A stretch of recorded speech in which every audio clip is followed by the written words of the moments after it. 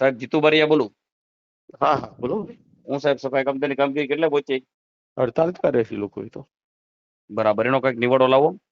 નિવેડો આજે હું એમને એક લેખિત રિપ્લાય આપું છું, તમને કોપી આપી દઈશ.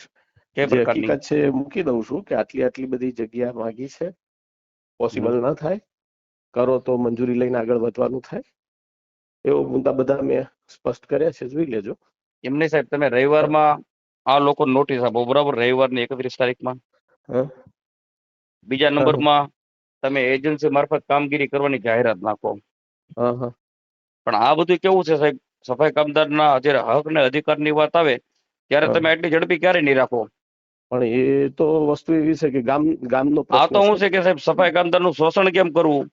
ના ના ના એવું ના, હું એવું. તમને હકીકત કહું સાહેબ, અત્યાર લગીમાં કોઈ ચીફ ઓફિસર એવો નથી ગુજરાતની 149 નગરપાલિકામાં કે સફાઈ કામદારના હિત માટે આગળ વધારવા માટે કામગીરી ના કરતા ના હોય. એવું ન એવું ન એવું ન હોય બેસો. મેં નથી જોયા સાહેબ અત્યાર લગીના ચીફ ઓફિસર. એવું અને આપ સરિયક કાયદાની સરકારના સાહેબ મર્યાદામાં નોકર છો. બધા ચાલવાનું હોય જે બોડી હોય, બોડીના જે કોઈ પ્રતિનિધિ હોય એને તમારે માર્ગદર્શન આપીને આ સમાજનો પ્રશ્ન હલ કરવાનો હોય. જીતુબારીયા બોલું.